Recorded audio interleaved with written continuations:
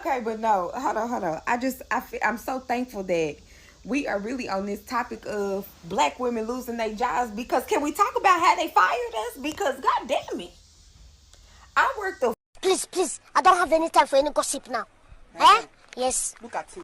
Hey y'all, welcome back to All Things Jenny. I'm Jenny. Y'all, I'm here for the kikis and the kakas and the great stories on TikTok, spooky stories and all. But this one is serious.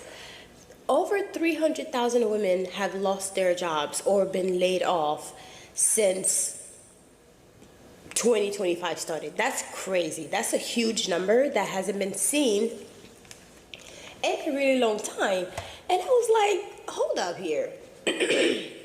Excuse me. But I even saw videos of other like black men who are basically happy because black women are losing their job. Meanwhile, black women are the highest earning, group in the black community, and I'm just like, why are we happy about this? Because now, first of all, the economy is already messed up, right? It's going to get worse because if the group of people who are earning the most, who spends the most money, especially on hair, Okay, but no, hold on. I'm so thankful that we are really on this topic of black women losing their jobs, because can we talk about how they fired us? Because god damn it, I worked a full day, logged out, got a phone call 4 o'clock, you fired. Turn the equipment in immediately. Huh?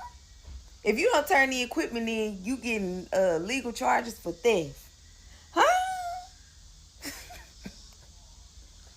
And I ain't even got paid. So what the fuck did we do to America? My other sisters, what did we do?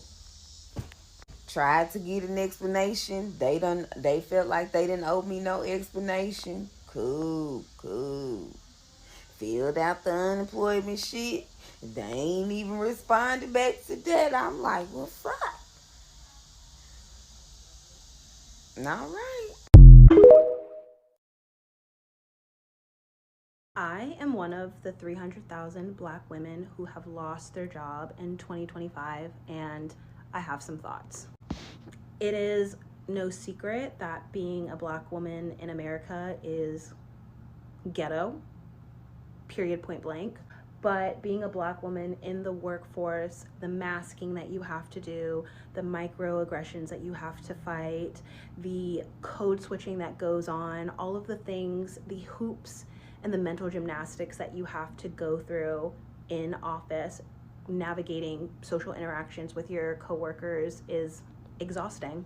If I was in office and had braids in my hair, my white male supervisor would loudly make a comment in front of anybody else who was in the office saying, "Oh, you switched up your hair. I almost didn't recognize you." Of course, this in turn makes people turn around, making you feel ostracized, making you feel put on the spot for literally the hair that grows out of your head and wanting to do a different style. Meanwhile, he's over there with 4 pieces of hair and a hairline that search and rescue is looking for, but I'm the one that's being put on display, right?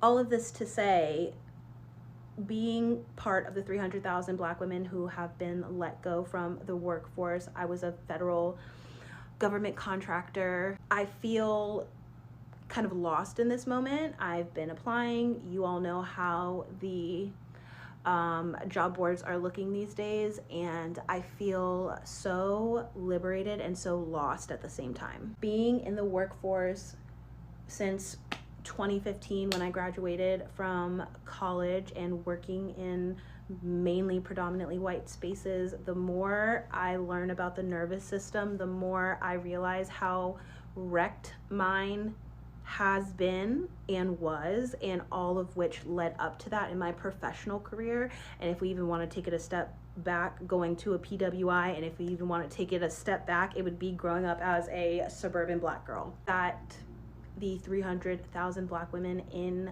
losing their jobs have been able to at least rest more than you have been before. I'm trying to find the balance between beating myself up and frantically looking for a job and actually letting my nervous system take a beat and realize what I had been going through and what I'm continuing to go through and what it was doing to me, and giving myself the gift of a calm nervous system is all I really want at this point, besides a paycheck. It's all I want for myself and for women who look like me. I'm doing my best not to tie my worth to the job that I had, the way I lost my job, and trying not to tie my worth into how quickly I can find a job. And these things happen now more than ever, and that there is a community of women out there that are going through the exact same thing I'm going through. Just trying to find the peace of mind that I need to operate in 2025 as a Black woman. So if you too are part of the 300,000 in the DMV area who have lost their jobs, I'm here too. And I see you because I am you. Would I be wrong to say that this country is committed to doing everything in its power to prevent Black women from generating wealth? In just 3 months, nearly 300,000 Black women left the U.S. labor force, and more than 518,000 Black women still haven't returned to the labor force since the pandemic began, leaving our real unemployment rate just above 10%. The article lists many causes, and I'm not going to go into details for all of them, but obviously the federal cuts. It also talks about the impact of the Big Beautiful Bill and student loans, and it talks about all of the DEI cuts. For decades, the public sector has served as a lifeline for Black women shut out of opportunity elsewhere in the economy. Black women make up over 12% of the federal workforce, almost double our share of the labor force overall. The roles not only offer pensions and benefits, but more equitable pay compared to the private sector. DEI job postings dropped by 43% between August 2022 and July 2024, as well as companies scaling back their mentorship programs, their inclusive hiring, and deprioritizing equity benchmarks. I really want to emphasize the importance of retention, because we always focus on hiring, but oftentimes these companies hire Black women and truly leave us for dead and do not give us the resources to be able to successfully navigate and successfully climb up the ladder within these companies. Even when Black women are able to break into these spaces, to break into these companies, the pipeline to highly compensated executive roles sheds us at every single step. This is Black women right here. Black women are among the most vulnerable to automation, with 21% working in jobs highly exposed to AI-driven distribution. Yet we hold just 3% of computing-related jobs. This is not just a mismatch, it's a structural exclusion from both the current economy and the next one. Black women tend to work in supportive roles, and you can see from this diagram that supportive roles have the highest risk of automation and also the lowest future job growth. And all of this is coming at a time where companies are eager to cut their workforces. There's a new mindset on how best to run a company. Companies are focusing on commanding millions of dollars in revenue with only a handful of employees. Many executives see large workforces as an impediment and not an asset. We're seeing this throughout industries. Companies are functioning with historically low number of employees. More than 51% of Black households with children are led by breadwinner mothers, many of whom are the sole source of income in their homes. When these women are pushed out of the workforce, entire families lose their economic foothold, threatening housing stability, consumer spending, and educational outcomes for children. These are not isolated setbacks, they are systemic losses. And this is a compounding problem, okay? Without these public sector jobs that come with pensions, without these private sector jobs that allow you the opportunity to tax advantage retirement accounts, we're not going to have people who are able to save for retirement. There already is a wealth gap within retirement itself. I made an entire video on it. And the people who have managed to save are having to reach into that savings in order to stay afloat. Last year, a record 4.8% of workers in 401k plans took a hardship distribution for financial emergencies, up from a pre-pandemic average of about 2%.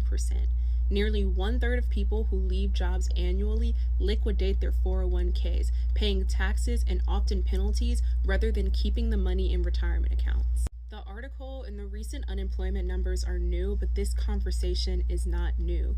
We know that all of these things together impact and create the racial wealth gap. If you're interested, I have this linked on my page, The Economic Impact of Closing the Racial Wealth Gap, which is a 2019 study from McKinsey. The racial wealth gap is composed of so many systemic issues that there is not one solution or one answer to the problem. I always talk about how this has to be multifaceted because there are so many things that led to the creation of the racial wealth gap. If you're interested in more conversations like this, I have an entire playlist dedicated to the racial wealth gap, and I also have a link in my bio that has further readings and education. I love us for real. Thank y'all for tuning in. Okay, bye. 300,000 Black women have left the workforce, according to MSNBC. And it is not a coincidence. We have seen the cuts that the federal government has been making, specifically across the Department of Education, Department of Health and Human Services. And we have seen the cuts happen. We've also seen the cuts happen over the last few months, specifically at the federal level and also across the private sector due to DEI. And according to this article, the participation rate has now dropped below Latinas for the first time in over a year. Now, one thing that stuck out to me that I thought was very interesting, which kind of led to the conclusion of this article, is that 51% of households with Black children are led by Black women who are the breadwinners. And the article specifically cites that Black women tend to be the economic foothold of the Black community. So let me give y'all a little bit of insight, because I seen this report and I also seen a news report that came along with it. And we had a conversation about it on the Millionaire Morning Show, right? And so really what this means is that there are a lot of single mother households. Let me say that again. There are a lot of women that broke up their families or that never had a family in the first place, and they decided that they wanted to partner with the federal government in multiple different ways, one including women that, basically lean on child support, social services, welfare, food stamps, and EBT. That comes along with also when they do get educated or when they do get a job, regardless of what field of study, even if it's not a field of study that is what society needs, they were basically somewhat guaranteed a job or a government contract or to work for a government contractor when it came to the federal government. And so basically the government has been subsidizing Black women. And this is just a fact. This is not my opinion. This is not anything to do with relationships. This is just more or less the facts.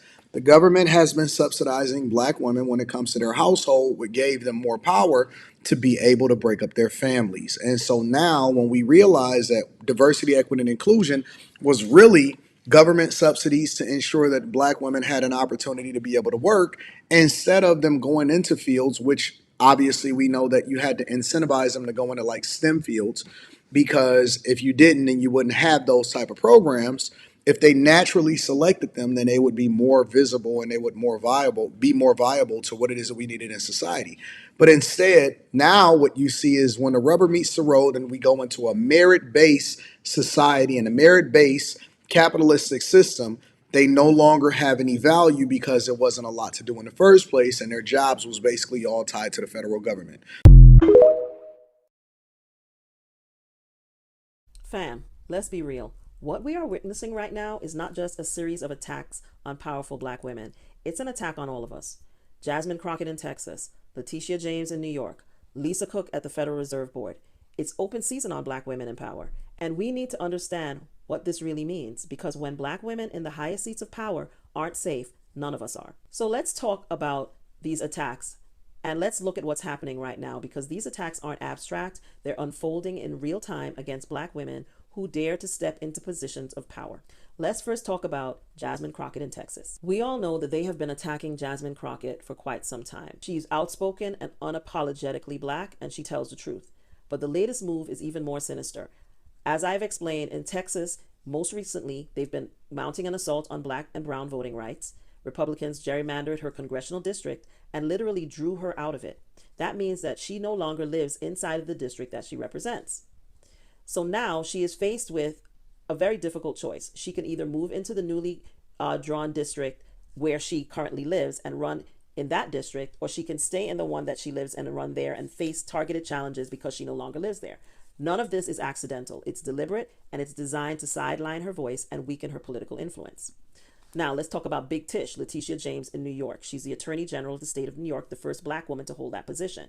And she has been relentless in going after Trump and the Trump Foundation for their illegal activities in the state of New York. She has prosecuted the current occupant of the White House, securing 32 felony convictions against him. And for that act of accountability, she's now facing manufactured retaliation. His allies are suddenly dragging her into some so-called mortgage fraud investigation. And the case clearly appears to be pulled out of thin air, and it is not accidental. Let's now talk about Lisa Cook, the first black woman to ever be appointed to the Federal Reserve Board. The current occupant, again, can't push his own appointee, the chairman, Jerome Powell, around. So instead, he's targeting Ms. Cook, accusing her of what? Mortgage fraud again, and threatening to fire her if she doesn't resign her seat. It's a baseless attack meant to intimidate and humiliate because he wants the seat. He thinks that if he puts one of his cronies in there, he can get Powell to change the interest rates. And let's pause here because you notice a pattern. Why mortgage fraud? Because it's low-hanging fruit. Almost everyone who isn't rich has to get a mortgage to buy a home or any property. That means there's always paperwork, applications, income statements, tax records that can be picked apart under a microscope. And if someone wants to weaponize that information, they can easily do so. And they can almost always find something that they can twist into an accusation, an allegation of wrongdoing. It's not about justice. It's about finding an easy angle to smear and discredit people, especially black people in the public sphere, black public officials who hold power. And while this is happening at the highest levels of government, as you know, over 300,000 black women have already been forced out of the workforce in 2025 alone. And remember, the year isn't even over yet. This is not a coincidence. This is part of the same campaign of erasure. The message is very clear. No matter how high you rise, no matter how hard you work, if you're a black person, especially if you're a black woman, they can and will come for you if you don't do things the way they think you should do it. And especially if you have the audacity to challenge them. And let's talk for a minute about how organized these attacks really are, because they are not random. These are coordinated attacks that the current occupant of the White House has literally created a so-called weaponization department inside of the Justice Department. It is an entire government office dedicated to going after his political enemies. Who's running it, you may ask? An individual named Ed Martin, a far-right operative whose job it is to turn federal agencies into weapons. And let's be honest, one of their top priorities is going after black women. They're using agencies like the Federal Housing Finance Agency to gin up false investigations. They're pushing mortgage fraud cases out of thin air. They're assigning special prosecutors not to pursue justice, but to pursue retaliation. And this is not paranoia. This is policy. It is a campaign to silence black people, especially black women, because black women have been the ones holding this administration accountable. And for that, we are now public enemy number one. And this campaign didn't just start with Crockett, James, or Cook. The purge began from the moment the current occupant walked back into the White House in 2025. Almost immediately, he began firing black women left and right from key positions. Gwen Wilcox, the first black woman on the National Labor Relations Board. He fired her by midnight email in his first week back in office. Carla Hayden, the first black woman who became the Librarian of Congress and the first woman to ever hold the post, fired May 2025 right after testifying before Congress. Charlotte Burrows and Jocelyn Samuels, commissioners at the Equal Employment Opportunity Commission, aka the EEOC, the very agency charged with investigating discrimination, fired in January 2025, gutting the EEOC's independence and its ability to protect workers compromised. This was a deliberate cleansing of black women from positions of authority in government, a message that no matter your qualifications, no matter your history-making role, if you're a black woman in a position of influence, they will find a way to come for you. Several days ago, we saw the news that the occupant had the FBI raid the home of John Bolton, a white Republican, his own former national security advisor. He had them people run up in that man's house at 7 o'clock in the morning. If he'll do that to a white Republican man, what do you think he'll do to a black woman he sees as a threat? And I'm gonna be honest right here. I wouldn't even be surprised if one day he tries similar tactics against our former black president. Because to this administration, this is not just about political differences. It's about punishing and erasing anyone who represents accountability. And for them, that threat is doubled if you're black. But I want to be clear, in my opinion, they're not just targeting them, they're targeting us. If my discovery calls are any indication, there is a full-blown attack on black women across the board happening in workplaces. It doesn't matter if you're in Congress, at the Federal Reserve, or sitting in a corporate office with a mid-level management title.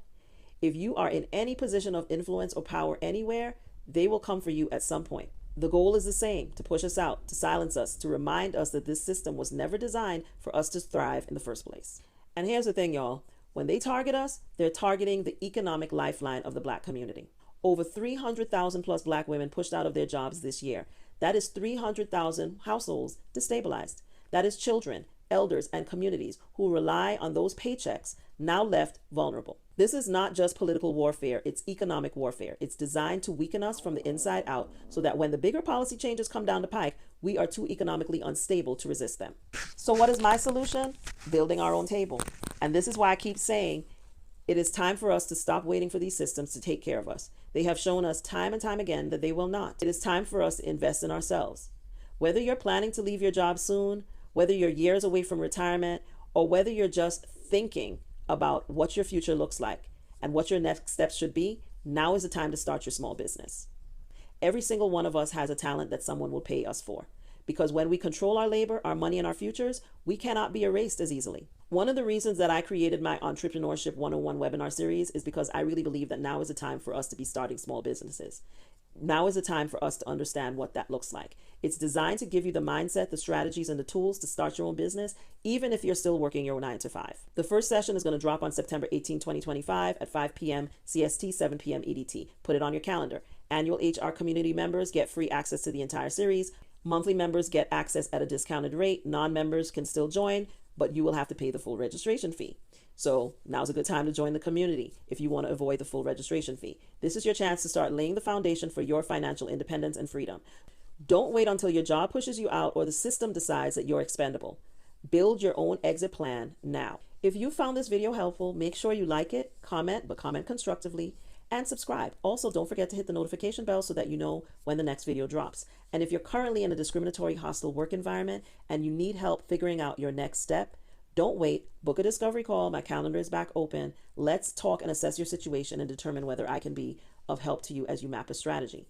This is your chance to get a professional assessment of your situation so you can plan your path forward. Also, don't forget right now, we're still in the month of August, my birthday month, and I have birthday month specials. You can get 10% off the Anti-HR Master Course Bundle with code GETFREE10, or grab the roadmap to understanding your workplace rights and get the Anti-HR Documentation Journal 50% off with the code BIRTHDAY. As always, I'm Anne Marie. Thank you for watching. And remember, HR is not your enemy, but they're definitely not your friend. But I am. I'll see you in the next video. Bye.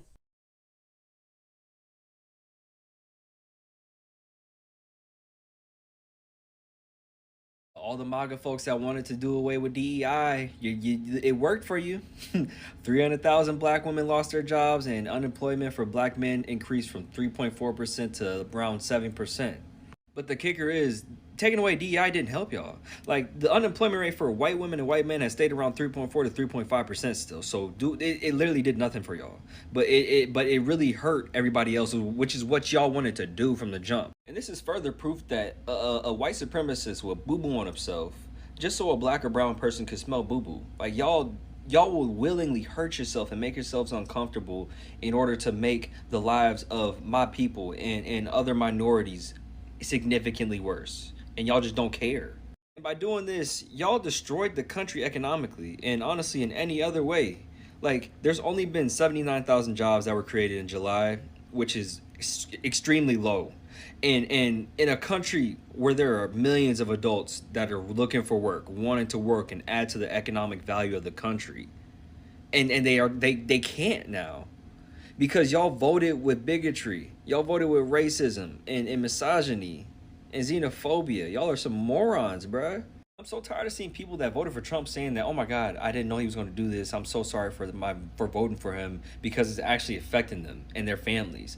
And like, if you're coming out at this point, like, you might as well just be quiet. Like, I don't know why you're saying anything. Like, there's no reason for it other than you wanting to get some sort of interaction with people online. You know what I mean? Because it's like, we are so deep into his presidency, into his dictatorship, that there's no reason really to say anything if you voted for him. So I just came across a content creator talking about how and why Black women are being laid off from their corporate jobs in such large numbers. And she says it's because they never wanted us there. And that is so true. You guys, I used to be an accountant. I've worked in the corporate space and I've worked in the government space. They don't want us there. You know, when I used to get hired by jobs and shortly after I started, it would just be weird vibes. I used to say, you know, I think they only hired me because they have a secret bet going around of how long I will stay or how long I'll put up with the bullshit. And I'm a person that has high self-esteem and a very low tolerance for bullshit. You are not going to play on my head, Sob. You're not going to play in my face, play on my intelligence, treat me a certain kind of way. You're not going to throw rocks and hide your hands. I mean, I don't have any patience for spiritual or psychological warfare. So you can imagine I did not stay in corporate very long. And when I say not long, I mean like less than 3 years. I did not stay in corporate long because it is psychologically and mentally draining. This is why so many of us have an issue with autoimmune disorders or again, trauma and health problems, and our nervous system is so destroyed, and it's because we are in spaces where we are not wanted, and the people are letting you know that silently. And it's not silently, but they're doing, again, little pesky things, or they're leaving you out of meetings, or they're quiet, firing you, or again, they're putting you in uncomfortable situations, or my favorite one, they have a mess going on and they only hire you to clean up the mess. Like, we deserve better. Imagine going to school and getting into debt only to be at a company as the cleanup girl, or only at the company to be the scapegoat, or only at the company as the diversity hire. Like, we deserve better. We need to stop begging for acceptance and begging to be in rooms that we're not wanted. Corporate America is not made for Black people. They don't want us there. We need to stop seeing white people's version of success as our version of success. Their rules don't apply to us. They have privilege that we do not have, that we will never have. You will never win playing a game that was never designed for you to play. We are not meant to be in their spaces. We need to continue to pour back into ourselves and our own communities. White people don't want you in their space, and they only hire you to traumatize you and for their own sadistic pleasure. Stop begging to be in places where you're not wanted. Break the chains of Martin Luther King's whole dream of integration. They don't want to integrate with you. They hire you to traumatize you and fire you. If you keep playing their game, they're still in control of you. Peep that. Let's talk in the comments. 300,000 Black women have been laid off in the last 90 days just in 2025. This conversation we're about to have is very urgent and it needs to be talked about. I read an article from wbcollective.org that stated that Black women typically go into healthcare, government, and education, which have been considered very safe job sectors for us. Under the new administration and all these budget cuts, we have been absolutely affected the most. I don't think this is the time for us to be selling Black women courses or telling them to go back to school, because a lot of them have families to take care of and they need support right now. So we need to be looking at ways that we can support all these women that have been laid off. If you are at a job and you're willing to refer a woman, please do so. If you are willing to help funding with them to get their business off of the ground, please do so. My name is Kina. I'm the co-founder of a tech organization. I have also been pushed out of corporate America at one point and decided to branch out on my own here in Chicago. So if you'd like to follow along for that journey, you can find me at NUCORD, and we create community for adults and students looking to break into tech. See you later. Had a Black dude who was celebrating that those Black women lost their job. Talk about, oh, now all y'all 300,000. I said, okay. I said, do you understand the money that took out of Black neighborhoods? Do you know how many of them Black women probably head of their households? Or how many of them Black women who was married and 50% of their money paid for everything that was in that household? I said, so why are you celebrating? You better understand the way they're trying to purposely decimate us. This whole thing with Trump and a lot of them, it's about messing our Black money. I don't care how you want to play it. I said, when he got an NIL, that's what my homeboy called me. He said, you right.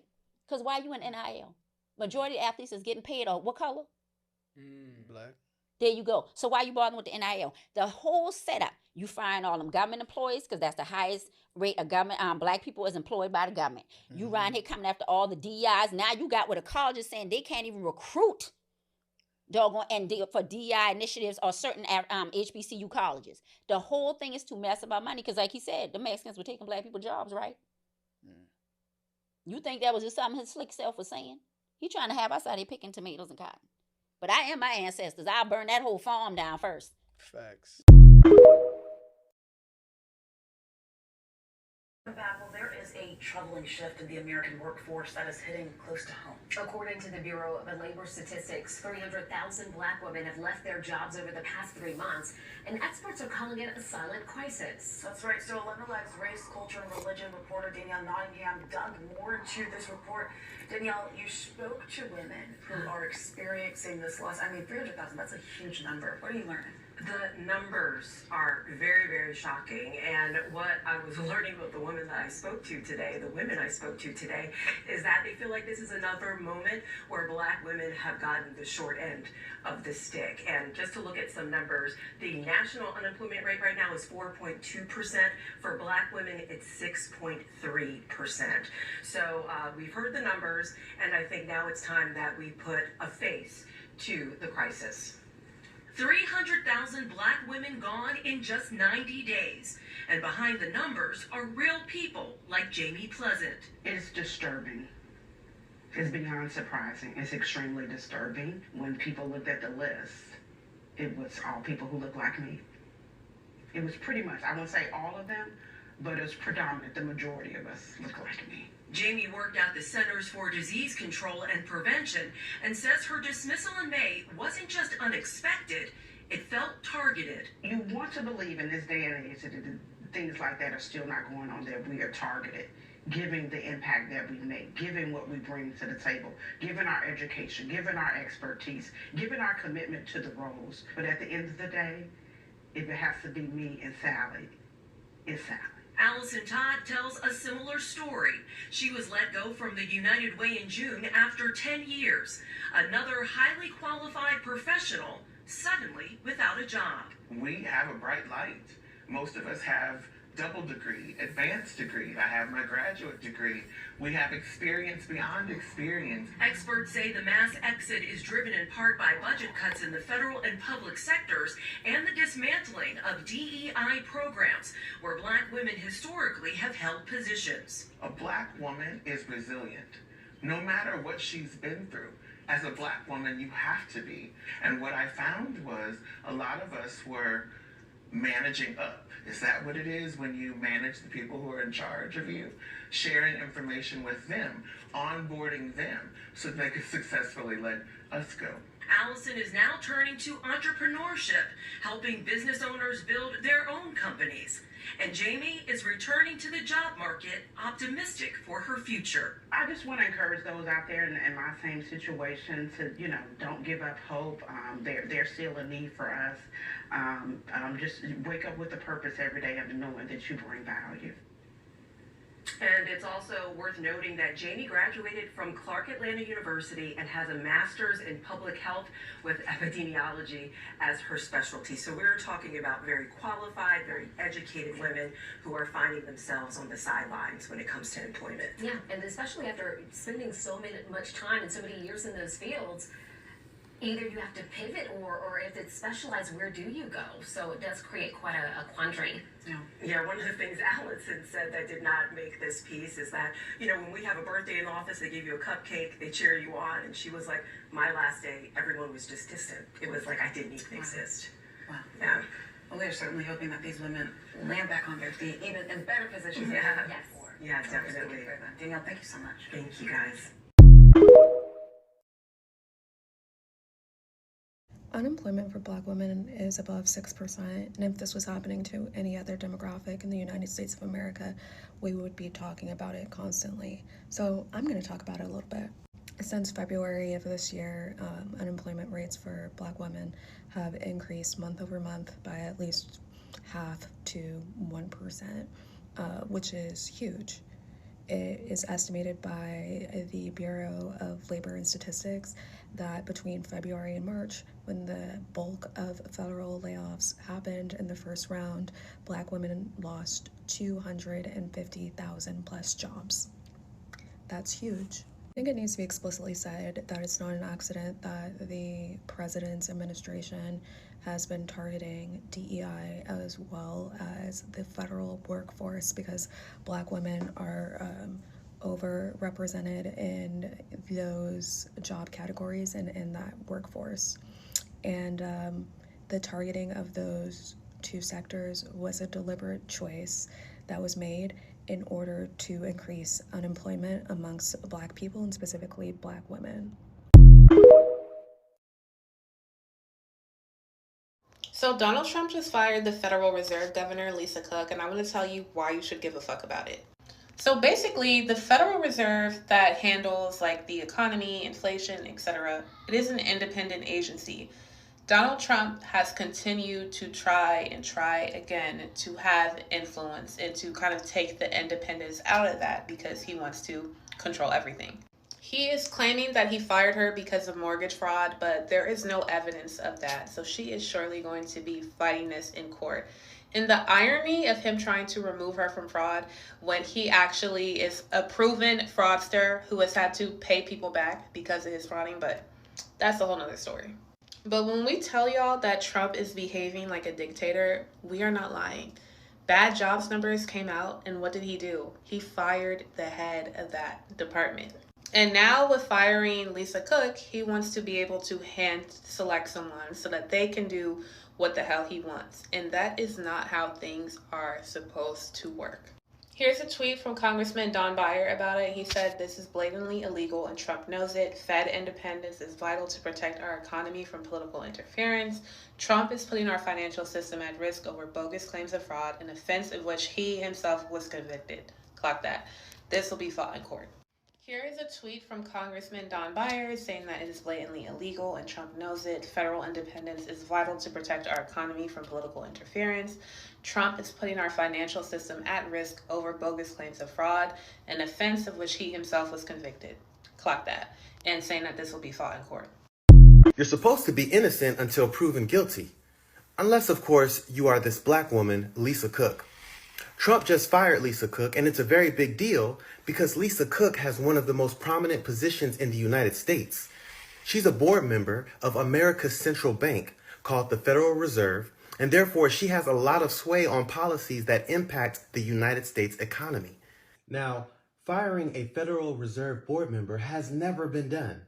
And now, the first Federal Reserve board member fired by a U.S. president in history is a Black woman. The President of the United States cannot fire a person that is a member of the Federal Reserve Board unless they have cause. But Trump needed this woman gone, and I'll explain why later. So Trump had his team run a background research check on Lisa Cook and is now accusing Lisa Cook of violating a mortgage policy by renting out her second home to tenants. Now, I must stress here that it is not proven that Lisa Cook did anything wrong, and importantly, Lisa Cook got her mortgages before she was even on the board of our nation's central bank. For Lisa Cook, time today, she is not guilty. However, Trump fired this Black woman anyway, which is ironic. But why did Trump need her gone? Simple. He wants to open up a seat on the Federal Reserve Board so that he can get rid of her views and replace her with his own appointee that will do whatever Trump wants him to do. And this is the problem because we want our central bank to not be susceptible to political pressure. When central banks are subject to political pressure, it's usually accompanied by massive inflation. This is what we see happening in, for example, Argentina or Turkey. And now it looks like the President of the United States will be using government agencies to perform opposition research in order to find a reason to remove governors who don't agree with him. If we allow him to start firing the people who are responsible for the economy, then instead of doing what's best for the American people, our central bank will be trying to appease Trump, even if it hurts us in the long run. Lisa Cook is suing the Trump administration for this, but what do you think? Are we innocent until proven guilty, or are we innocent unless Trump wants us out of his way. So let's talk about Black men celebrating over 300,000 Black women losing their jobs. This isn't just sad, it's sick. That's the type of energy you get from men who know they can't compete with women who have drive, vision, and ambition. You're not kings. You're vultures circling the community, hoping our setback will finally make you feel big. You're not clapping because you won. You're clapping because you finally think we lost. But here's the real reason. Black women's wins expose how stagnant, scared, and insecure you really are. You'd rather see us knocked down than step up yourself. You want to talk about community and leadership, but you dance at the downfall of the same women who carry the weight for everybody, including you. You call it balance being restored. I call it proof you're allergic to progress. You're not leaders, you're spectators, jealous, bitter, and loud about it. Keep celebrating. The world sees who you are. Men so threatened by Black women's power that you'd rather see us out of work than out in front. Your legacy isn't strength. It's cowardice, performed in public, commented in bold, and destined to die unnoticed, just like the respect you'll never have. Remember when I told you that Trump is decreasing Black employment without saying the word Black? We have the numbers. Black unemployment dramatically increases under Donald Trump. Black unemployment under Trump reaches its highest rate since the pandemic. Let me tell you what this means. The latest jobs report released by the Department of Labor shows that Black unemployment spiked to 7.2% in July, marking its highest rate since the COVID-19 pandemic nearly 4 years ago. The Black unemployment rate has not seen its current level since October 2021, when it was 7.8%. The unemployment rate for Black workers reached its lowest level in U.S. history during the Biden administration, 5%. Trump appeared enraged over Friday's overall job numbers, which included a downward turn in the number of added jobs last month, which was only 73,000 according to the Griot. He posted to Truth Social and announced the firing of the Bureau of Labor Statistics commissioner. As a result, he accused the Biden appointee of previously faking the jobs numbers to influence the 2024 election in favor of former Vice President Kamala Harris.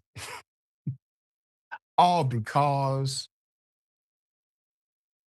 the department released the same data based on the same metric that they have always used.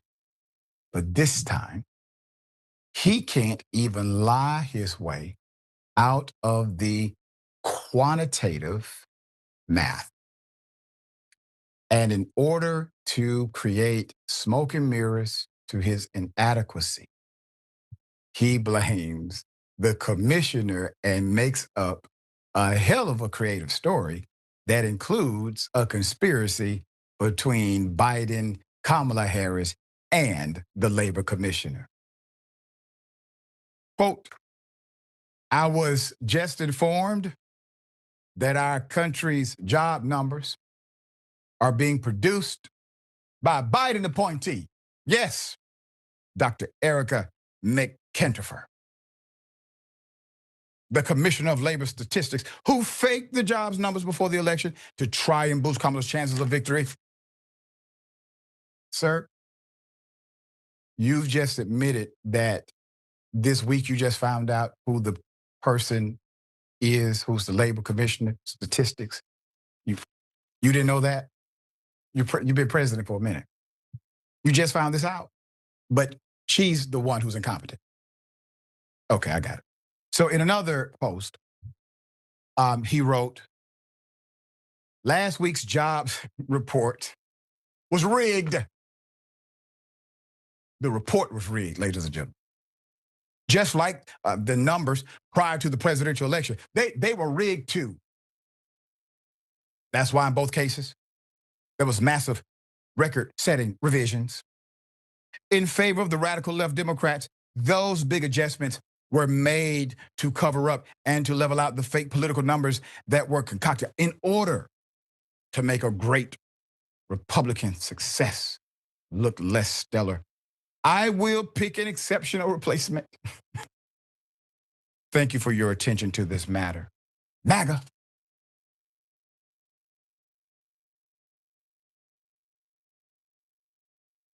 Are we even in a real place? Is Earth a real place? Definitely we're in the simulation. This man has blamed Democrats who are no longer in office for doing this instead of being one thing, thoughtful about you. He'd rather have propaganda, lies. He doesn't care if you have a job. He knows you don't. He doesn't care that you have to make ends meet. He doesn't. He's not concerned about spending millions and millions of taxpayer dollars on things like ballrooms and private jets. He doesn't care that he could be compromised by foreign governments in order to sell you out. Hell, he's basically advertising he's for sale. Trump says he's done more for Black Americans than anyone. These are just words. If pushing Black unemployment to its highest level since 2021 is his idea of progress, we hate to see what failure looks like to him, said Brandon Weathersby, spokesperson for American Bridge 21st Century. Weathersby told the Griot, quote, instead of delivering on his promises to the working class, Trump is handing out tax breaks to billionaires while Black unemployment climbs and good-paying jobs disappear, he added. Quote, while Trump celebrates phony job numbers and lines the pockets of his ultra-rich donors, Black workers are paying the price. We told you this would happen. We said it right here on Indisputable. The jobs that he has decided to cut, it wasn't just a DEI policy. It was the fact that he was gutting federal workforces that employed Black folk. Remember, the federal government is the #1 singular employer of Black people in the United States of America, the Department of Education being the chief of them, and it happens to be the only entity in the country where Black people are overrepresented based on population ratio. And that's what he gutted primarily. What do you think he's doing? And it has now equated to the eventual cause and effect. It's not complicated. It's just numbers.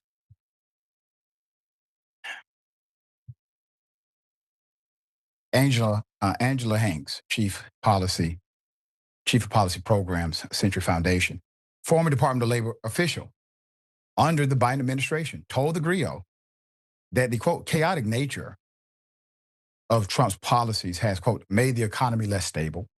The labor policy expert and researcher warned that the rise in Black unemployment could signal broader economic strains for the country. That is correct. That is correct. Why? Because when one loses, we all lose. That's why. But once again, you're back to basic math, cause and effect. Your needs paradigm has not changed. You still need the basic. You need food, you need water, you need shelter, and you need safety. And if you don't have those, there's a breakdown in what we understand as civilization, meaning folks start to act uncivil toward each other. I'm hungry. I don't care that it says no trespassing. I'm going to grab this food. I don't care that you say, I can't lay here. I can't go to sleep. I don't care. I need somewhere to stay. These things happen out of needs. And that need is artificially induced. It's created by policy. Black workers are often the last hired, the first fired. And so when you see Black unemployment rising, it's both concerning for Black workers, but it also tends to suggest something deeper is going on in the economy, she explained. During the Great Recession and the COVID-19 pandemic, for example, the data showed a rise in Black unemployment. Hanks warned, it's typically associated with some sort of crisis that's happening more broadly. Trump White House reportedly refused to provide guests to talk about the poor jobs report. After the president fired the head of the BLS on Friday, they invited White House to provide a guest to respond. George Stephanopoulos explained they declined. I won't talk about that. Why? Because it is so egregious. First of all, George, you know good and damn well they're going to come on your show and lie anyway. But this is such an egregious truth. They don't have the mental gymnastics nor creative capacity to lie out of this one. So instead of going on your show, they just will say, we decline. More than 300,000 Black women have lost their jobs. 300,000 plus. But one woman is making a difference. Her name is Felicia Butterfield, has launched a global state of women, a collective relief fund. We want to help her. The relief campaign, curated by Butterfield and her company Seed Media, has raised over $3,000 within 12 hours, and the ultimate goal is to meet or surpass $100,000 within a month. Quote, people want to show up, but they just don't know how. And so this is one way to do it. The award-winning business leader said, adding that half of the donors were Black men. Black men that we know and trust are quietly giving. I will be among them, Butterfield confirmed. The Global State of Women Relief Fund offers emergency cash assistance to Black women facing financial hardship from job loss, unemployment, or unexpected crisis. Whether it's groceries, rent, child care, or transit. Well, helping women breathe again, the site states. We will include a link with the video for you to click that link and easily provide assistance. All right, sharing thoughts here. Yeah, it inspires me because it reminds me of that period called Reconstruction after slavery, where Black people lifted each other up, helped one another, and prospered. At the same time, the policy, this artful, devious policy that you mentioned, will be followed by more policy blaming those who are desperate and seeking shelter and food and just something to survive on. And it will become violent, also like the period of Reconstruction ultimately became. So, you know, it's something that, what's the choice? You could dip out or you can stay in the fight. And I like how some are saying, you know what, this is the blueprint to stay in the fight. That's right. And I want to remind people, I know, especially if you have been a victim of these policies directly, you lost your job because of this insanity, it feels like there's no light at the end of a tunnel. As a matter of fact, it seems like there's probably no tunnel. Maybe the world is the tunnel itself, and there's no escape. But I want to remind you that some of the greatest men and women were not defined by encouragement and support. They were defined by experiencing the polarity, the opposite of that. Sometimes,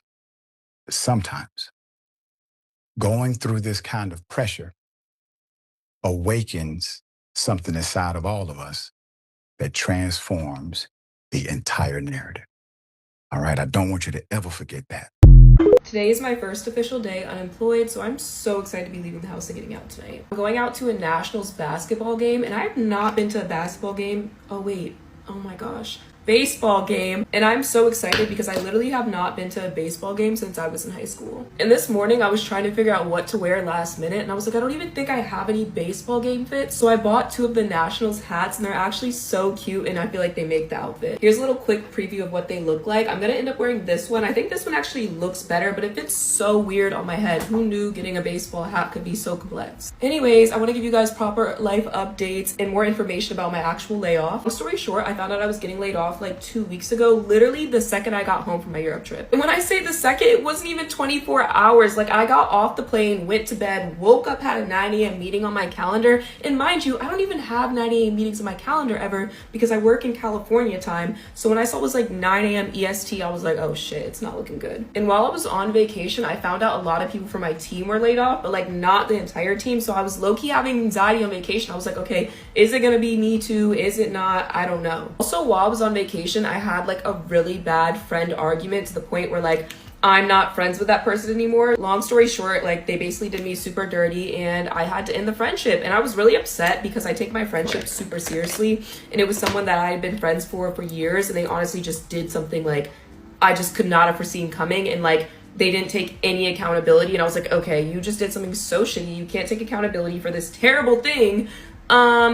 So this just needs to end. And also, this friend is not Eunice. That is my girl. We had such a fun time. This actually all started when I left her and I didn't end up posting that friend even. So I'm like, thank goodness. Like, it's literally not even a story I could make up. When I told my mom, she was just dead silent. And I was like, hello, like, are you on the phone? Because my mom usually interrupts me. Like, love my mom down, but we're like yappers and we interrupt each other when we talk sometimes. And she was just silent when I told her this story. So I was like, oh my God. So mind you, I'm going through something like that. I'm abroad. I'm hearing people are getting laid off. I'm just like, fuck. And then I get home from the trip after it being kind of bad partially. Like, the beginning was so great. I'm so thankful for that. But then it kind of like went downhill after that friend thing. And then right when I got home is like when the layoffs happened. And also my plane home was like delayed and delayed and delayed because of the storms. And not delayed as in we were on the ground. We were just flying in the airs in circles. Like, fuck. So all that to say, when I found out, I was actually really upset. Like, that was just my 13th reason at the moment. And I honestly didn't think I was going to be like as sad as I was, but I just felt like everything was like out of my control. And I feel like that feeling of like out of control, like what's happening right now, honestly just triggers back a feeling I felt like when my dad passed. And I feel like that week was like one of the lowest weeks I've honestly had since then. Like, I'm not trying to be dramatic or anything. It was just so low. And I honestly feel like part of the reason why I was so upset too is that I was also coming up from being on vacation and like surrounded by people 24/7. So like just being alone in my apartment with like all these things and like processing so much. And also like I usually talk to people like for work throughout the day 24/7. So it's like I just had like nothing to do. And like even thinking about it, I'm like, damn, sis was down bad. Like, it got to a point at the end of the week, I was so upset. I called my friend Amaya just to vent to her, like, on the phone. Like, first thing in the morning, I didn't even drink my coffee yet. I was just like, I feel, like, really not okay.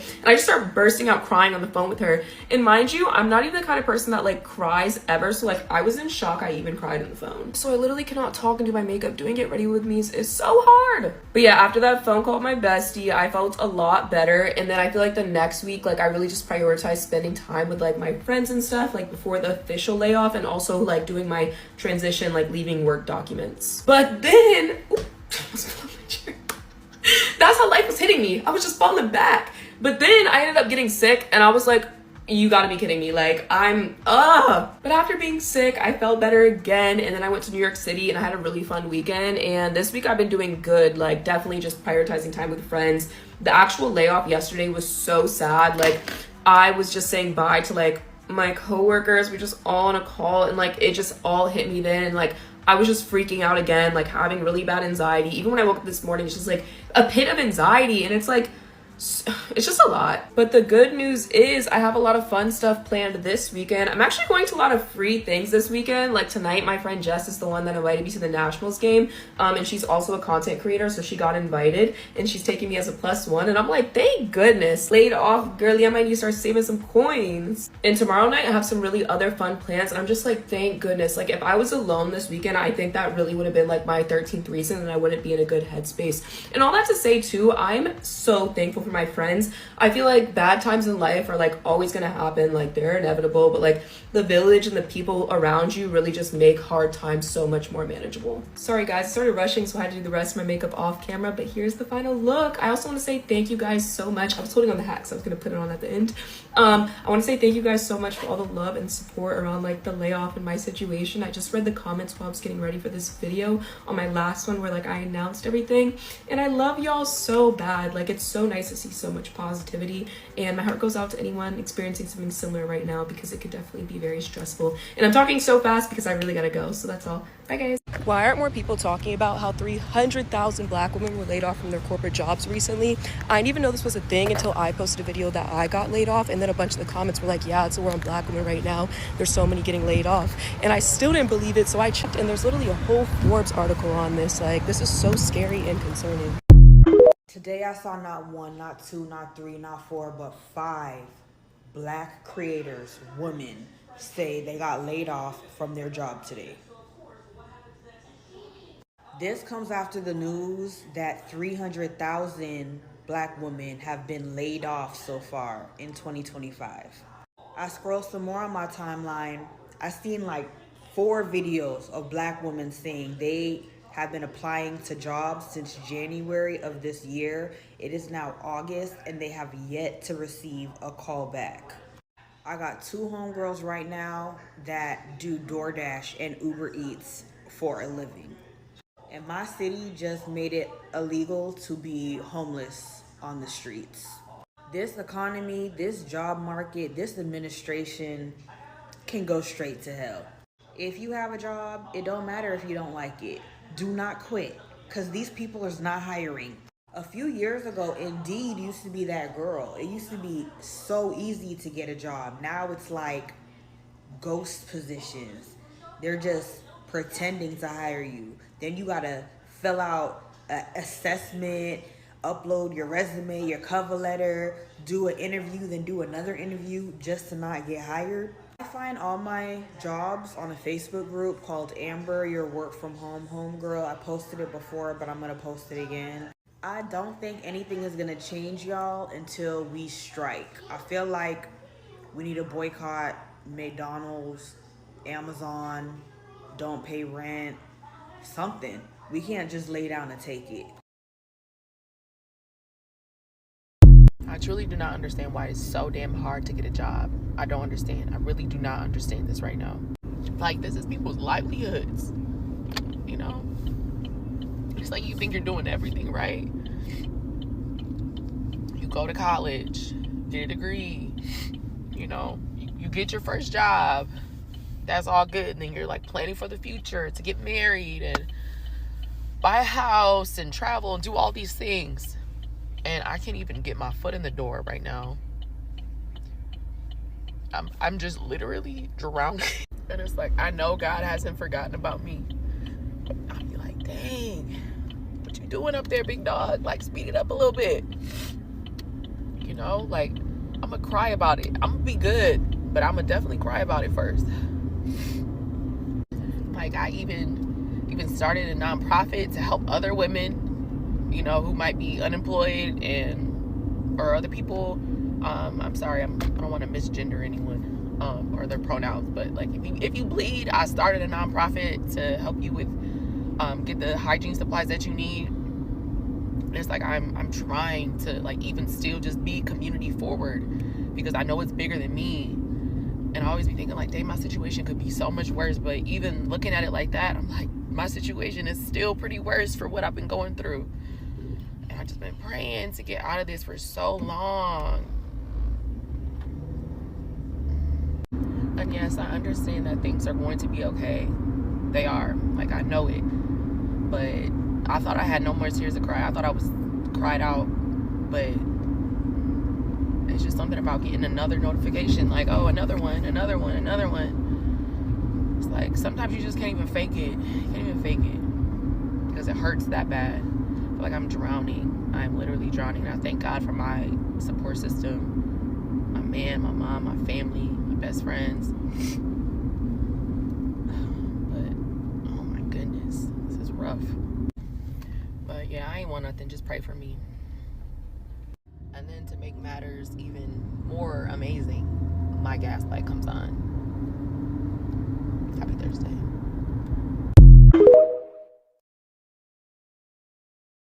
People get on this app and they tell y'all that it's hard for them to find a job. They've been looking, they've been filling out applications, blah, blah, blah. This, believe them, at least most of them. And now I see it's all about who you know. If you don't know nobody at a job that you trying to get, 9 times 10, they gonna overlook you. And these are facts. And for the ones that look like me, my skin tone color, that be doing the hiring, y'all is no different than these racist white people. Because y'all stereotype y'all own kind before we even walk through the door. And not only that, it's always competition when we walk through the door. Like why? At this point, having a resume don't even matter at this point. You can have the best resume in the world. I'm talking about good at everything. Show proof that you 100% good at it. They will overlook you and still choose somebody that refers somebody out there to them. And I do want to say this right here. When black women interviewing other black women, they look at y'all as competition. Lord forbid if y'all look good and got a nice body, they don't want y'all there. Because they feel like y'all gonna be the center of attention. Y'all gonna steal they man crush at the job or take their position when you only there for a job. So basically they won't hire you because of how good you look, how you carry yourself. And I'm speaking on my people that sit behind these desks and be judgmental. And like I stated, a lot of people be scared to speak out on stuff like this, but I'm not scared. This is what the platform about. A lot of y'all black people that sit behind these desks, y'all get too carried away and forget y'all don't run the company. Because it's not like we asking for special privileges. We not. But if I'm in a room full of 5 people and I know my resume is better than all of them, my work ethic is better than everybody in there, I expect to get that. I know for sure I'm supposed to have that. Not only that, let's speak about the dudes that be hiring and doing the interviews. I ain't gonna lie, sometimes being a woman, that shit sucks. Imagine getting interviewed by a dude, a black dude, and he trying to flirt with you. You ain't trying to flirt with him because you got somebody already. Then boom, all of a sudden, the interview over with. Like, you ain't did nothing wrong. You ain't get the job because he can't control his hormones. He wants you to be one of his little puppies at the job. Like, what the bro?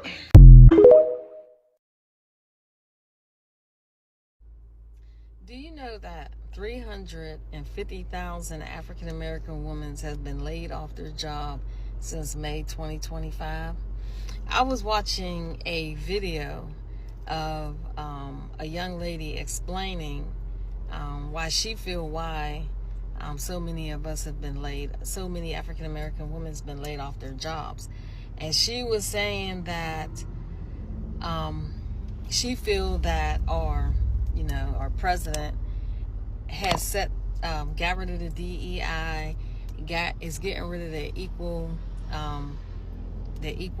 Opportunity Commission, is because he wants to make it where a black woman never have that opportunity to be able to make it that high up again, to go up against,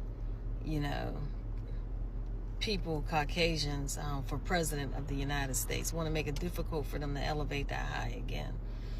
I don't know. What do you guys think about that? This is what she was talking about. That's what he mean by when he say make the country great again, is he wants it to go back where his race of people are always going to be the superior. They're always going to be in control. And I guess it was like maybe it hit home that a woman of color made it that far up where she almost became president of the United States.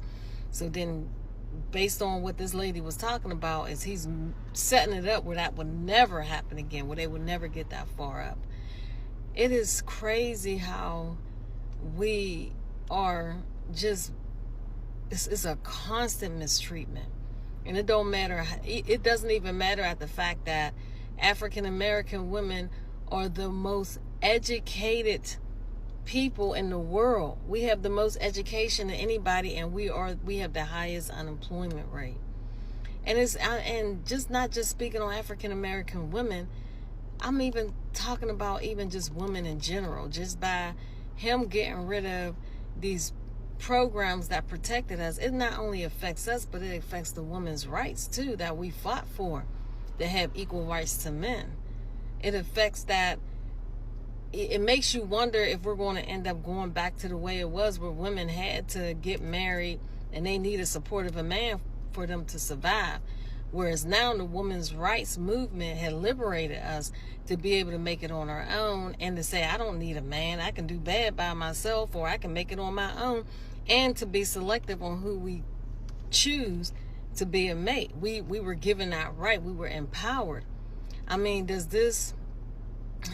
what is he doing? Is this going to take those rights away from us, where we would have to go back and resort to finding or being with a man, even if the man mistreats you, because we need their support and we can't liberate ourselves? I just really feel like, I don't know, these are scary times.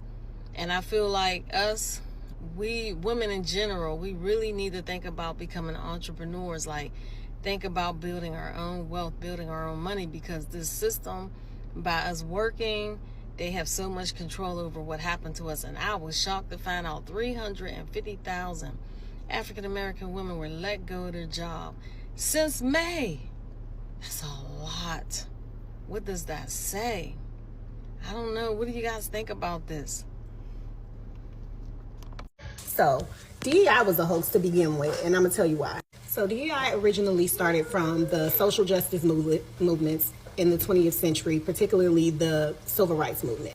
Now, to understand how this was designed to keep us stagnant, you got to understand what happened during the civil rights movement.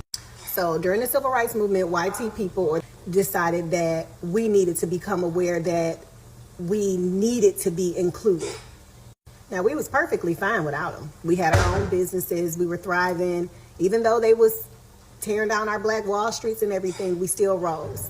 And because they knew us being segregated was going to continue to keep us growing and not staying stagnant, they decided to throw the whole civil rights movement in on us, and we need to be integrated. So they made us feel like we was missing out on something. All right, so part 2 of why the DEI movement was a hoax to begin with.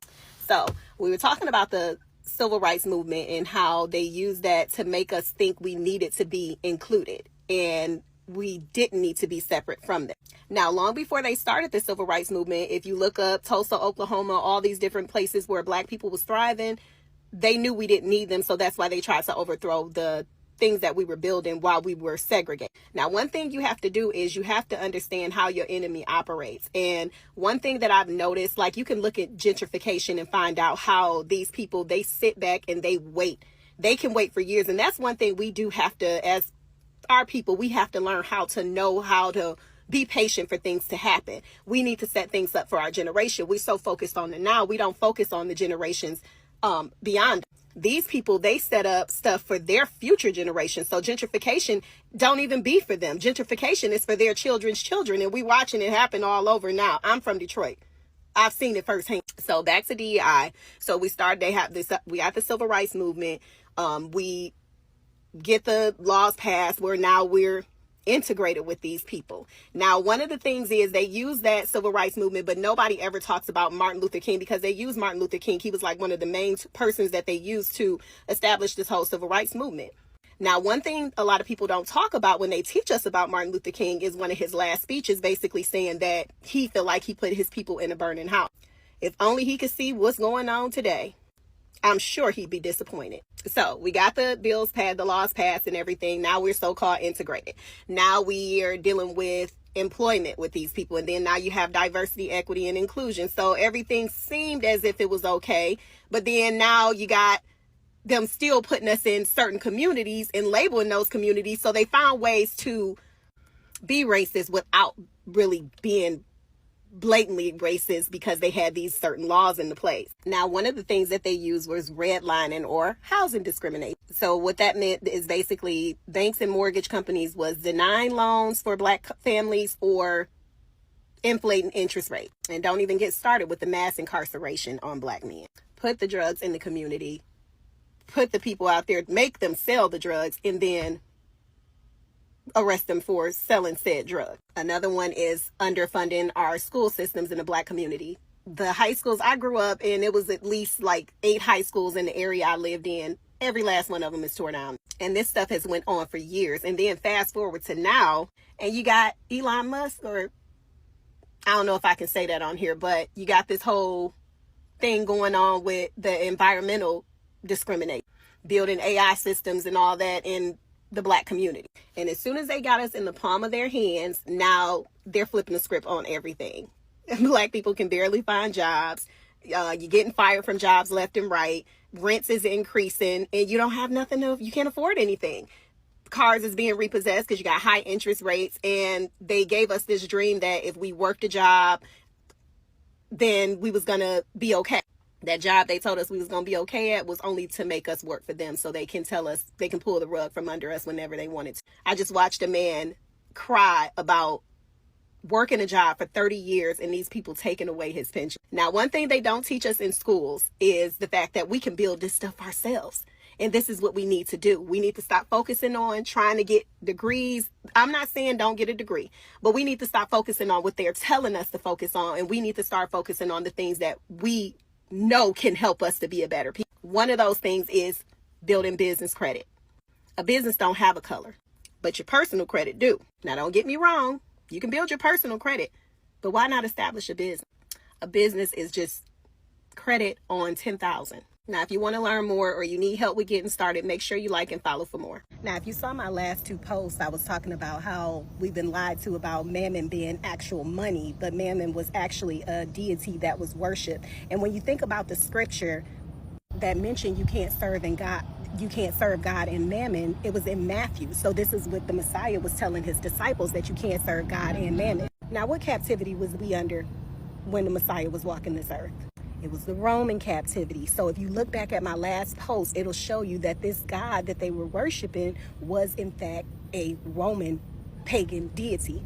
And it was the God associated with wealth. So we've been taught that if you have possessions, that's where your heart is at. And of course, he said to seek his kingdom and his righteousness, and these things shall be added unto you. But he said, don't worry about these things. What is worry? Worry is anxiety. These are things that sin, because worry and anxiety it stems from the spirit of doubt, and doubt is sin. So of course, we're not supposed to worry about these things, but he didn't tell us that we wasn't supposed to have them. The book of Ecclesiastes, I believe it's 10 and 19, says money solves all things. So that could be contradictory, right? And ain't no contradictions in the scripture. Whatever the Father say is true. So if there's no contradictions in the scripture, if you look back at all of our forefathers, Abraham was wealthy, Solomon, David, all of our forefathers were wealthy. They had abundance. They didn't lack anything. We're heirs to that. And they not only had abundance on this earth, but they have everlasting life in the kingdom. Yahushua came that we may have life and life more abundantly. So if finances and not having money or things like that is causing you to not fully walk in your purpose, it's a reason why the spirit of poverty has tried to connect somewhere in your bloodline. I just came to the realization that I'm one of the 300,000. So when I came maybe 2 months ago and told y'all that I was unemployed, I'm switching to entrepreneurship, like I was so focused on what was happening to me, I didn't realize that this was literally happening to 300,000 women, Black women across the country. We've been fooled. We've been bamboozled. We were told, get the degrees, get the education, get the experience, be professional, dress a certain way, talk a certain way, and you'll never be without. You'll be able to climb the ladder. They'll never be able to fire you. And then boom, 300,000 Black women lost their jobs in the last 90 days. It doesn't sit right with me. It doesn't sit right with me. I know it's not going to sit right with anyone who listens to this, who has any empathy or understanding of what it means to be a Black woman in America. And now we are being targeted. We are being targeted. We have to go into this newly shifted workforce that is minus 300,000 Black women and compete with multiple degrees, with years of experience, with all the professionalism in the world.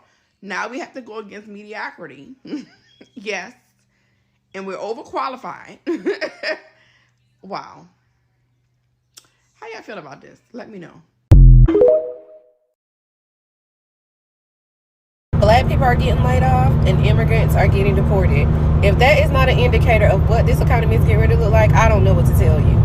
Y'all need to pay attention to your money. I'm going to tell you right now, your retirement needs to come first. What I'm trying to say is, at the end of the day, your retirement needs to come first with this economy, because if they're laying off Black women as well as deporting immigrants, those positions that they usually hold is very hard to hire people at, because they genuinely don't make that much. And so they're going to start having to import or figuring out another way to get these things done, which I feel like is going to increase how much we're paying for things. Inflation is already a thing. It's just going to keep going up. And so that is a strong indicator. So you can't be frivolous with your money. Focus on retirement.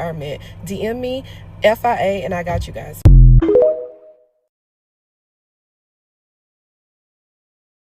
This is the message to all of the news reporters who have been hitting me up because of my viral TikTok that I made about celebrating the wins and not finding a job, and also just finding me on LinkedIn because you've seen other videos that I made. If you're not trying to help me get a job, a full-time job with benefits, a decent salary, and so much more than just using me for clout for your next story, I kind of don't want to hear it. And yes, it does kind of rub me the wrong way, because it is predominantly white males who are sending me these requests to have conversations with me or interviews or to get my opinion of all the Black women or Black people losing their jobs and going through this. This is a serious matter. This is my life on the line. I just think that there is a time and there's a place, and there definitely needs to be a lot of changes happening right now in our economy that uplifts Black women, that uplifts Black people, especially in the workforce. And I'm choosing, I want to work. That's the thing. I didn't choose to stop working. I just think it's a little abrasive, and it's disrespectful. It's very disrespectful. Now, I'm not a quitter, because I don't quit. I don't give up on anything. I know my time is coming with the appropriate job that I want and everything that I desire, but what you're not going to continue to do is try to exploit me and use me for your new newsletter of the week. And I don't even really get on here and do this type of stuff because I'm all about, you know, doing my hair, talking mess, yapping, but that rubbed me the wrong way. So unless you want to interview me to give me a job, I don't want to do no interview, respectfully, a Black woman. And if you're really invested in what I'm trying to do or what I'm doing currently, I just started a nonprofit for Black women, unemployed Black women. It's called Periods of Transition. So check that out. The link is in my bio. Maybe you can donate as well too to help out. Thanks. So apparently, in order to get donations for like pads and tampons, you have to apply. And honestly, we really don't have time for that right now. My girls are bleeding every day. So what I'm going to do is continue to wait until the first, see how much more money we can get together in the GoFundMe, and then I will be going on a shopping spree to go get the pads and the tampons and a few extra things and include them in the hygiene kits myself, because I can't wait. I need to help the girls. A recently published MSNBC article made headlines for a shocking stat. Nearly 300,000 Black women have exited the American labor force in the last 3 months. The article attributes the mass exodus to reasons like federal job cuts and the dismantling of DEI programs, with issues like inflation, student loan debt, automation, and underrepresentation in growing tech sectors, creating a compounded economic risk for Black women. This phenomenon not only hurts Black women, but has a ripple effect for the entire U.S. economy, thus resulting in loss in the country's gross domestic product, GDP. A less discussed issue that must be considered is how what is happening is also the cause of a widening network gap faced by Black women. The rise of AI may be making the problem worse. These factors, in conjunction with the dismantling of corporate DEI programs, makes building and sustaining a professional network for Black women more challenging.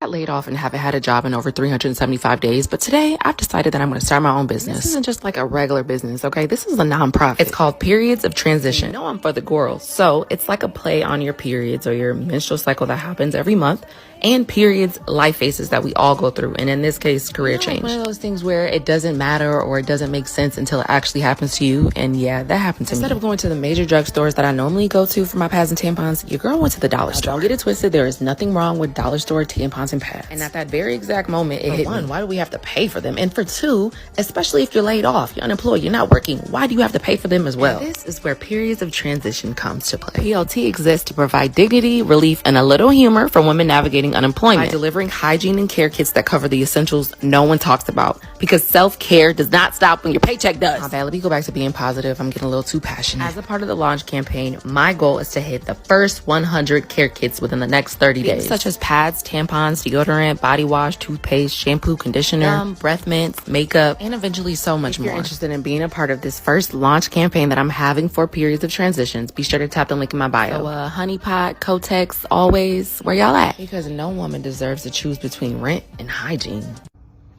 Look, I don't know if you all paying attention, TikTok family, but if you're watching the news and you care about what's going to happen to you, and we know TikTok has all these great things and tools, ebooks, and all of this shit and whatnot, quick, easy schemes that they say is so easily to get all this extra money. But if you look and you pay attention, April mass layoffs, I was a part of that. Microsoft laid off 9,000 jobs. This is tech as well, HR and other different positions.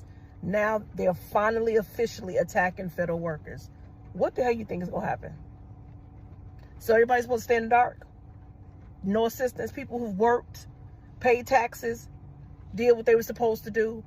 And so now with this narcissistic regime that we have in office and his little booty lickers of America at his wheel, we're screwed. Now I know we did the boots on the ground. We, black folks, we know how to make it. But this is a different time. This is a different situation. And I'm not saying that we need to scramble and, oh my God, and panic. No, what I'm saying, we have to be strategic in what we do. We're going to have to learn to get together and plot and save and put whatever we can. Because I'm telling you, it's going to become a time when you better have your paperwork in order.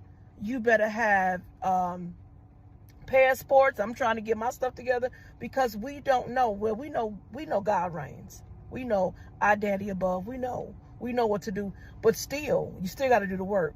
And so as I'm reading the news and I'm thinking like, we got all this bickering and shit on TikTok and all this other stuff on social media across the, board of the platforms. And I get it. We want to laugh, have fun. But bitches, you paying attention? Are you really paying attention to what's really out here? Are you really following? Now, if you got a corporate position, you making great money. I used to be at that point, but shit, I'm here now. And so if you don't plan and having some type of journal income other than what your salary is bringing in, it's hard. It's going to get hard out here. So I just want to bring awareness. I know I've talked about a lot of things just for me on my page and my niche and all that, or niche. But the reality is kicking in like this shit is different. It's a different time of system that we're in. So we need to start paying attention and focus on unity and checking up on each other because everybody ain't okay. Y'all take care. God bless. Now hear me out on this. I say this could be good in one way and also bad in other ways because one, like I said before, I mentioned that when a lady who basically stayed and worked 12-hour shift at McDonald's or Burger King and then turned around and got fired over being late, even though she worked everybody's job and only got paid for hers. The whole wearing the cape and all that, let's dead that. You know what I mean? Well, I can only speak for myself. I don't do that shit. Because at the end of the day, the reason I say this could be good is because, if black people actually put their heads, together and like start businesses, because back in the days, we used to have businesses that used to thrive, I was watching this video of this black lady, this African woman, who's basically, I'm assuming she knows how to braid, but she opened up a braiding studio. This lady is a millionaire. I was like, yes, sis. I was so happy because I'm like, look, this lady literally used her talent. She came from Africa, right? And we're going to get to the whole how the economy is going to mess up because black women are we spend a lot of money, right? It's like, I don't think it's the best things, but we do spend a lot of money on hair, A whole lot of money on hair. Hair products, hair, especially clothes. What? I know black women who literally buy new clothes for every weekend. And I'm like, what? That's a lot of money wasting. And why can't we wear the clothes? Like, why don't we just, wash our clothes? That's why we have not dishwashers, washing machines and stuff, but people don't do that anymore. So, black people love to buy all the brands. I do understand, because you're literally a walking billboard for that company who wouldn't even hire you simply because you're black, right?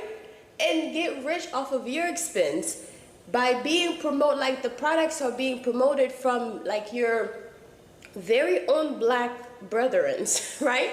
Like celebrities and all that. They're promoting the product that they're getting for free to you, who is the consumer, and you don't even have that much money. Not to say like you don't got no money, you know what I mean? I'm not pocket watching you. But my thing is, those are things that means absolutely nothing. You're wearing the logo, you're promoting for this said company that wouldn't spit on you if you were on fire, So in my opinion, they basically play in your face. Yes, we were able to find jobs, went to school, got the degrees, and found jobs. We're getting paid high payments, like high money, you know what I mean? Because you did the work. And that's amazing, but also, they only hired you because, well, me too, right? Because I was working regular jobs, and I still do sometimes, if it needs be, I'll work a regular job. I don't care, you know what I mean? But my thing is, it was, we'll hire you because we want to be included. Remember during the C-19? Everybody was standing up for the MLK thing. Everybody had it like posted or painted on their lawn, right? Praying, all of this thing, because we were in that era. But now that we're not in that era anymore, it's a completely different thing. Now that it's not cool to be black anymore, it's a completely different thing. Now that we don't have to pretend like we like you and hire you and keep you at a job, is a completely different thing, because that's the era we live in. So the sooner people will understand this, the sooner you'll understand. It's like we're kind of going with the flow, So it's like it really shows you how these people really feel about you, and I understand. You know what I mean? I'm like, okay, well now at least I know you're, Anyways, so in my opinion, the economy is going to go down. Why? Because black people spend so much money. They spend so much money, and for the black men who are happy that this is happening, meanwhile you weren't working when you could have worked. It's crazy, because now the household's going to crumble even more. Why? You weren't there to begin with to create that household as it's supposed to be. There's 1,000,001 reason why you couldn't be there, right? It was everybody's fault. But have you looked in the mirror for just 1 second? You know what I mean? Sometimes we have to take accountabilities. You were able to create that family. And if you cared to have the family stay together so much, you would work on the problem. And don't get me wrong, if, for example, the problem is not workable, I understand, but you could still co-parent and make sure like the family sticks together. And getting the education that you need also help with that too.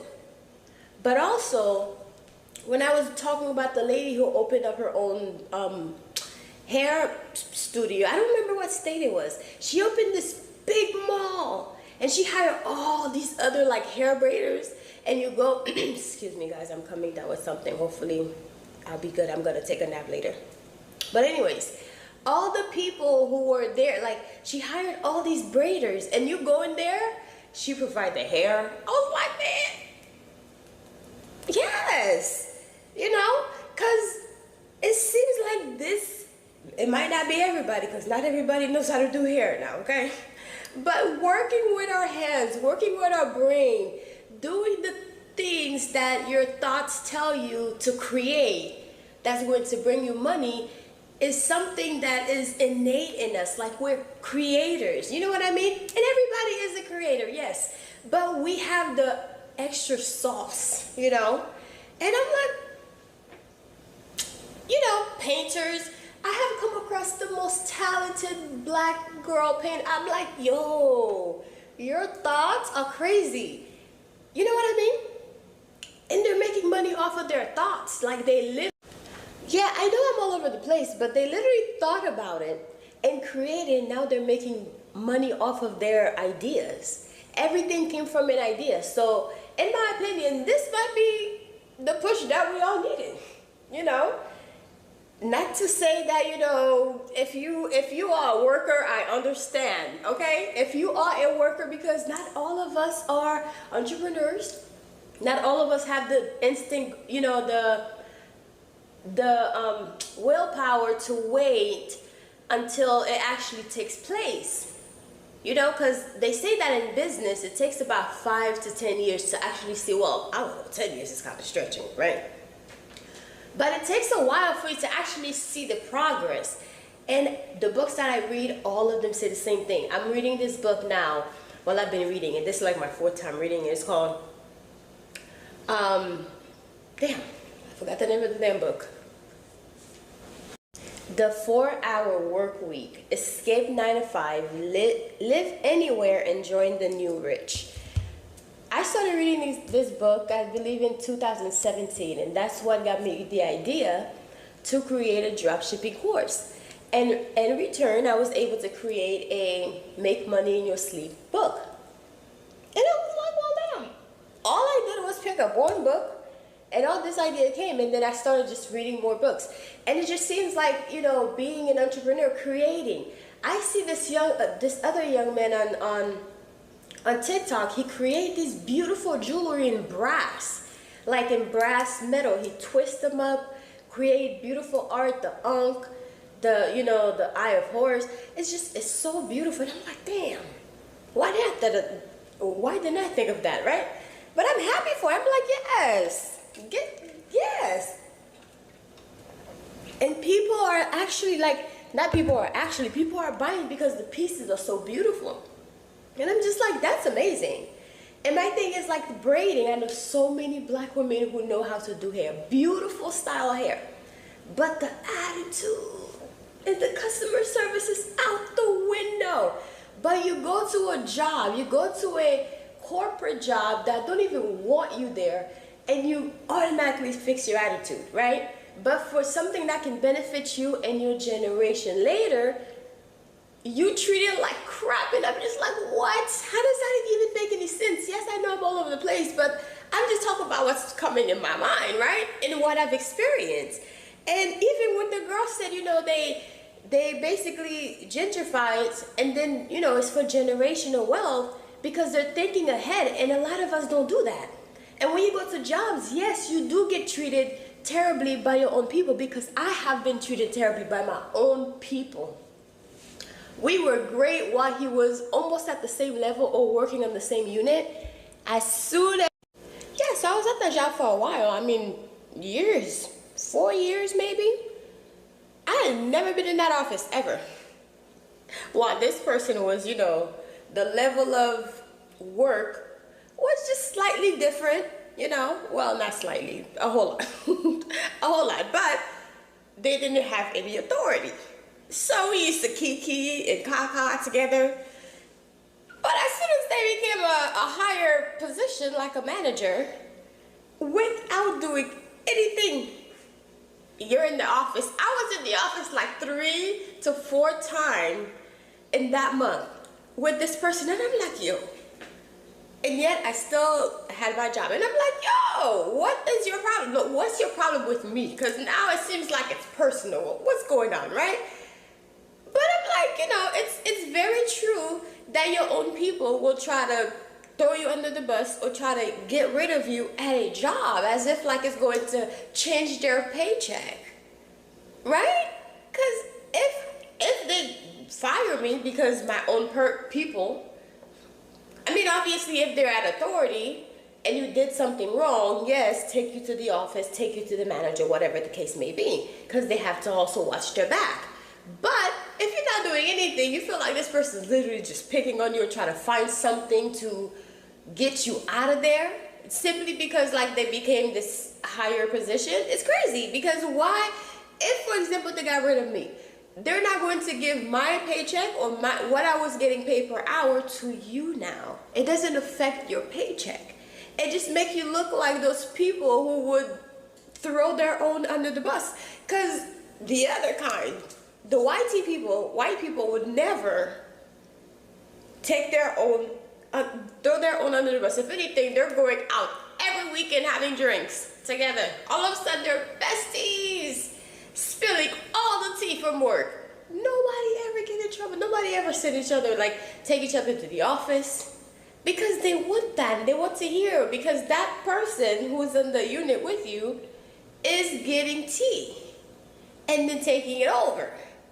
And that is the reason why majority of the time they're making more. And that is why they tell you at jobs you should not be asking your brethrens how much they're making, because technically it's illegal. Now I would have to look this up, right? Whether or not it's actually illegal, because I have heard like 3 different things. Because I've had, you know, some friends who are in higher position, and I've talked to them, and I'm like, hey, do you think this is illegal?